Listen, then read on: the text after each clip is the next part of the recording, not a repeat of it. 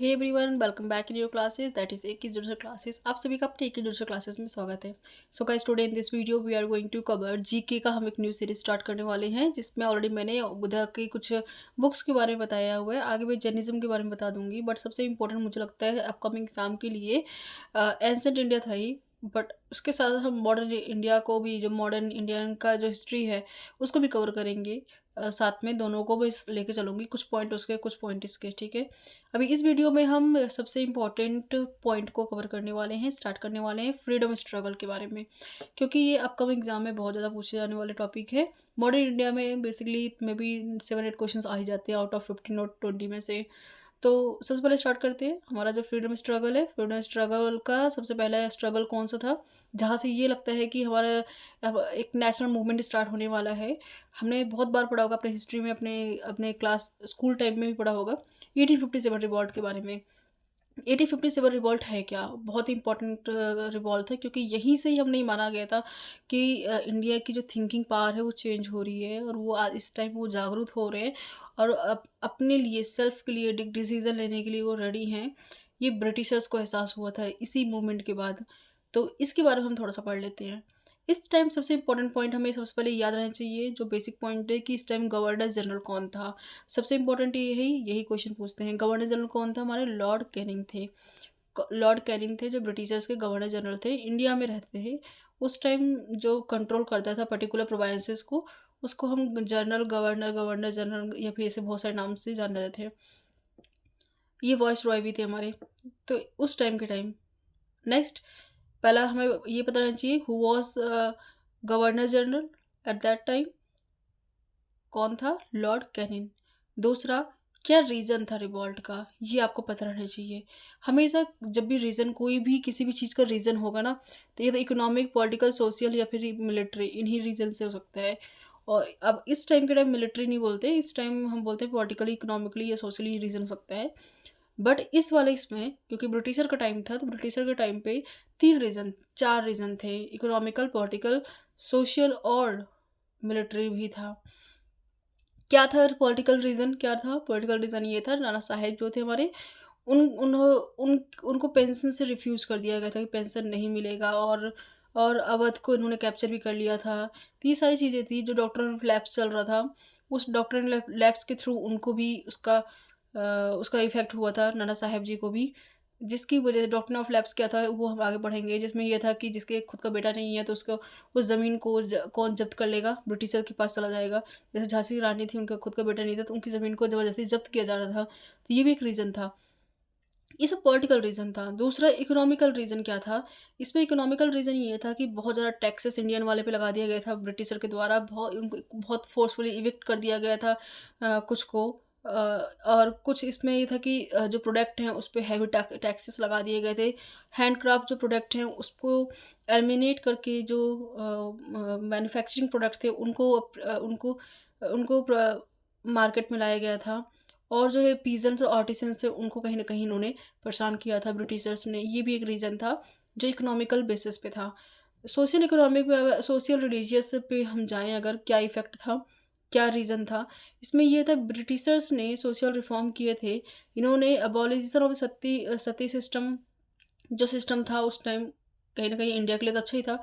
मतलब इंडिया के point of view से सोशली अच्छा ही था उनके लिए। तो उस चीज़ को उन्होंने हटा दिया था, रीमैरेज करवा दिया था, जो इंडियन के कुछ लोग नहीं चाहते थे। और बहुत सारे ऐसे ऑर्थोडॉक्स रूल्स थे जिसमें वो एंटर कर रहे थे, कहीं न कहीं सोशल के रूल्स को वायलेट कर रहे थे। कहीं न कहीं ये चीज़ इस टाइम के लिए हमारे लिए अच्छा है, बट उस टाइम के अकॉर्डिंग नहीं था। इसीलिए ये भी एक रीज़न था। चौथा था हमारा मिलिट्री। मिलिट्री में ये था discrimination with the Indian soldier. Indian soldier के में डिस्क्रिमिनेशन करते थे, जैसे कि इंडियन के सोल्जर्स को बॉर्डर पे भेज देना और अपने सोल्जर्स को विद इन लैंड रखना और प्रोटेक्ट करना, ऐसा कुछ था। ठीक है? तो ये सारे रीज़न थे। अब इसके आगे हम पढ़ते हैं जो इमीडिएट कॉज़ था। मेनली पॉइंट क्या था? मेनली पॉइंट ये था कि सबसे इम्पोर्टेंट पॉइंट ये था जिसकी वजह से इमीडिएट अभी वो रीज़न क्या था जिसकी वजह से स्टार्ट हो गया था ये रिवॉल्ट। वो था कि एनफील्ड राइफ़ल में जो ग्रीस यूज़ किया जा रहा था, वो काव और एज़ अ हिंदू के बेस पे काव था, और मुस्लिम पॉइंट ऑफ व्यू से देखें तो उस टाइम ये बोला गया था, एक र्यूमर था, sir reality I don't know था कि नहीं था, बट ये एक र्यूमर ही था कि और एक तरफ से ये हिंदू और मुस्लिम में यूनिटी क्रिएट करने के लिए भी एक रीज़न था, और जिससे कि आगे हम उस टाइम हिंदू और मुस्लिम में बहुत ज़्यादा डिस्क्रिमिनेशन हो चुका था, तो उसको उस डिस्क्रिमिनेशन को ख़त्म करने के लिए यूनिटी बनाने के लिए ये भी एक र्यूमर फैलाया गया था। मुस्लिम का जो वो पिग होते हैं ना, पिग उनको ये ज़्यादा मानते हैं, जैसे हम काऊ को मानते हैं, तो उनकी उनकी उनकी बीफ को यूज़ करते थे एज़ अ ग्रीस, ये सब रीज़न था। और ये हिंदू में भी बोला गया है सेम काऊ को मार के यूज़ किया जा रहा है, उसकी चर्बी को, चर्बी जानते हो फैट-वैट, ये यूज़ किया जा रहा है। और उस चीज़ उसी उसी राइफ़ल को वो जब इंडियन आर्मी को दिया जाता था, वो माउथ की तरफ ऐसे लगा के फिर वो फायरिंग करते थे या फिर यूज़ करते थे, तो कहीं न उनके मुँह पे लगता था। तो ये सब चीज़ें इंडिया में एक धर्म के अकॉर्डिंग ये सही नहीं माना गया, ठीक है? तो इस चीज़ को लेके भी सबसे बड़ा इम्पोर्टेंट रिवॉल्ट हुआ। रिवॉल्ट का इमीडिएट कॉज़ तो यही था। अब इसमें हम देखें, मार्च 29, 1857 को बोला गया ये स्टार्ट हो गया था, बट इन रियलिटी 10 मई को स्टार्ट हुआ था। इससे पहले क्या हुआ था, मंगल पांडे जी ने 2 ब्रिटिशर्स को मार दिया था, ह्यूसन और बॉक को। दोनों थे कलकत्ता में, बैरकपुर में थे, दोनों को मार दिए थे। किसने मारा था? मंगल पांडे ने, और उनके जो फ्रेंड्स थे उन्होंने मिलकर इनको मार दिया था। मंगल पांडे इसमें हेड थे, और इनको बाद में पकड़ के इनको अरेस्ट करके उनको हैंग अप कर दिया गया था। किसको? मंगल पांडे जी को। ये 29 मार्च की बात की गई है, बट इन रियलिटी देखा जाए 10 मई को स्टार्ट हुआ था। और डेट पूछते हैं 10 मई रहेगा आपका। इसमें क्या हुआ था कि वो वो थे सोल्जर्स थे, उन्होंने राइफल को यूज़ करने से मना कर दिया था, और हर जगह वो फैल गए थे। और जो सोल्जर्स थे बाहर आके निकल के मतलब कि अपने उससे जॉब को, जो रूल्स है रेगुलेशन को फॉलो करना मना कर दिए थे ब्रिटिशर्स के, और बाहर आकर रोड पे स्ट्राइक करने लगे। उन्होंने कहा मारो, मारो फिरंगियों को, इन्होंने ये नारा दिया था। और जेल वेल को तोड़ दिया था, बहुत सारे यूरोपियंस को मार दिया था। ये सब चीज़ें हुई थी इसमें। और उन्होंने कहा 11 मई को दिल्ली पहुँचे, और दिल्ली पहुँच के उन्होंने बहादुर शाह ज़फ़र को कहा कि शहंशाह ए हिंदुस्तान, इस टाइम जो शहंशाह हमारे हैं इंडिया के, वो बहादुर शाह ज़फ़र है, जिनको इन्होंने ख़त्म कर दिया है, वो यहाँ के शहंशाह हैं, उनको पावर देनी जानी चाहिए। अगर हम इसमें देखें तो कुछ दिया गया है पॉइंट, कौन कहाँ-कहाँ से आया था। जो दिल्ली से कौन आया था? बहादुर शाह ज़फ़र थे। कानपुर से नाना साहेब थे, और उनके कमांडर थे तांत्या, और तात्या तोपे, नाना साहब एंड तात्या तोपे, ये दोनों थे। लखनऊ से बेगम हजरत महल थे, उनका बेटा भी था। झांसी है से रानी लक्ष्मीबाई आई थी, और इलाहाबाद से लिकायत अली थे, अली से इलाहाबाद याद कर सकते हो। और जगदीशपुर से, जो बिहार का जगदीशपुर है, वहाँ से 2 भाई आए थे, कुंवर सिंह और अमर सिंह। इनके टाइम पे जो उस टाइम गवर्नर थे, उनके भी नाम लिखे गए हैं। आपको बस कानपुर का याद करना है। कानपुर का कॉलिन कैम्पबेल थे, और लखनऊ का भी वही वही थे। और दूसरा याद करना आपको झांसी के। झांसी कौन था? ह्यूग रोज, क्योंकि ह्यूग रोज ने ही कहा था कि झांसी की रानी ऐसी रानी है जो जो एक लेडी होके ब्रिटिशर्स के बहुत से ऐसे उनको आर्मीज़ को हराया उन्होंने। एक वर्ड वो यूज़ किया था, मैं अभी रीड करूँगी।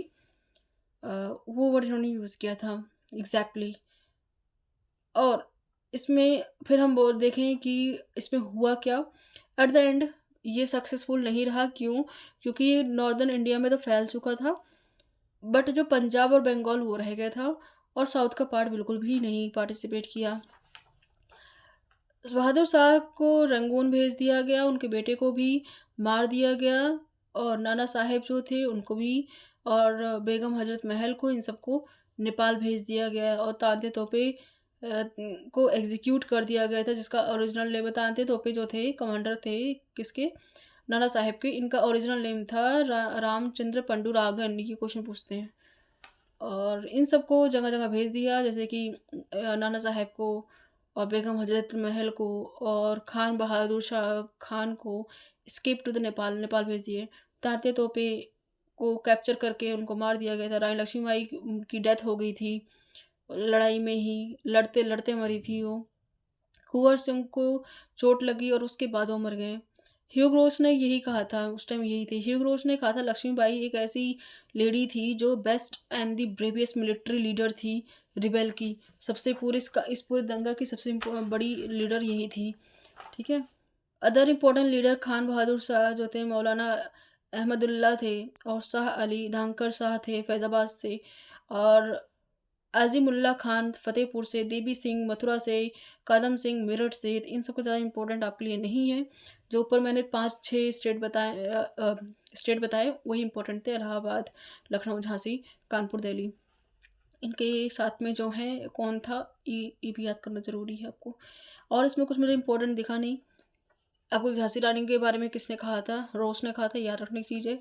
अब इसके बाद एक साथ में एक बुक है कि इस टाइम बुक कौन सी थी, जिसने किसने लिखी थी इसके बारे में। तो बेसिकली आपने देख लिया इसका क्या इंपॉर्टेंट था। तो इसमें जो बुक थी वो बुक थी first Indian war of the independence 1857। किसने कहा था, कार्ल मार्क्स ने कहा था। द फर्स्ट वर्ड यूज किया गया है। और यही same book the war of independence ये भी सेम लिखी गई है वीडी सभाकर के बारे में, बट यहाँ पे फर्स्ट वर्ड नहीं यूज हुआ। फर्स्ट वर्ड जिसमें यूज हुआ रहेगा वो कार्ल मार्क्स आंसर होगा। कार्ल मार्क्स नहीं है तो फिर आपका वीडी सभाकर ही आंसर होगा। कॉज ऑफ इंडियन रिवॉल्ट किसने कहा था, सैयद अहमद खान ने। अब इसको मैं ट्रिक बताती हूँ। कॉज मतलब अब इसको रिलेट कर सकते क्या, कॉ को क्या से रिलेट कर सकते हैं, कॉ क्या हुआ, शायद रिवॉल्ट हुआ, तो शायद से सैयद अहमद खान, ऐसे आप रिलेट कर सकते हो। Civil rebellion in Indian mutiny किसने कहा था, एस बी चौधरी ने कहा था। इतना इम्पोर्टेंट नहीं है, ये सब इम्पोर्टेंट नहीं है। एसन सेन ने 1857 लिखा था, ये आपको याद रहना चाहिए। अब इसका यही सेम चीज़ है, इसका इफेक्ट क्या हुआ, अगर रिवॉल्ट होने के बाद फाइनली क्या क्या चेंजेस आए। 1858 में, एक साल के बाद अगस्त में, ब्रिटिश पार्लियामेंट ने पास कर दिया एक act which put an end to the rule of company के रूल्स को एंड कर दिया। अब कंपनी रूल नहीं करेगी। अब कौन कंट्रोल करेगा, यहाँ वहाँ का ब्रिटिश का जो क्राउन है वो कंट्रोल करेगा directly. The minister of British governor called the secretary of state of India and was responsible for the governance of India. जितने भी ब्रिटिश की जो गवर्नमेंट मिनिस्टर्स थे ब्रिटिश गवर्नमेंट के, वो इंडिया के सेक्रेटरी कहलाने लग गए, और वो गवर्नेंस ऑफ इंडिया को रिस्पॉन्सिबल होंगे। गवर्न करने के लिए इंडिया को गवर्न करने के लिए वही रिस्पॉन्सिबल होंगे। British governor general of India was now also give the title of viceroy. जैसे मैंने कहा कि लॉर्ड कैनिंग थे, लॉर्ड कैनिंग पहले जनरल गवर्नर थे, अब वाइसरॉय जनरल गवर्नर हो जाएंगे। वो वाइसरॉय वर्ड यूज कर दिया गया। Marked as end of British emperor and princely state were assured against the next doctrine of lapse was withdraw। Doctrine of lapse को हटा दिया गया था, और ब्रिटिश का जो क्राउन रूल आ गया था यहाँ पे, और जो ब्रिटिश का जो इम्पेरियल रूल था वो हटा दिया गया, और कोई भी एनेक्सेशन नहीं किया जाएगा, ख़त्म कर दिया गया था। और after the revolt the British pursue the policy of divide and rule. उसके बाद डिवाइड एंड रूल को परस्यू किया इन्होंने। Far reaching the change were made in the administrative, increase the white soldier in the army, total expense, separation to the throne the Indian people, ये सब चीज़ें किया गया। ज़्यादा से ज़्यादा नहीं पढ़ना। तो ये सारे इंपॉर्टेंट, इसलिए हमने कहा कि नेशनल मूवमेंट का इंडिया में पहली बार मूवमेंट हुआ जिसमें ये माना गया कि आगे भी अब मूवमेंट हो सकते हैं। ब्रिटिशर्स काफ़ी कॉन्शियस हो गए थे। इसके बाद हम पढ़ेंगे सेकेंड मॉडर्न फेज, और जिसमें हम कुछ डिटेल्स पढ़ेंगे। फिर इसके बाद हम एक्सट्रीमिस्ट फेज पढ़ेंगे। After that we have to go with the guardian era, और गार्डियन ईरा सबसे इंपॉर्टेंट है, वहीं पे सब कुछ हुआ था। अभी इतना आपको प्रिपेयर हो जाना चाहिए। इसमें जो इतने 5-6 स्टेट हैं इनके नाम याद रहना चाहिए, कौन किस टाइम था आपको याद रहना चाहिए। 10 मई को स्टार्ट हुआ था, और इसमें कुछ और बुक और झांसी की रानी, बस इतना याद करना है।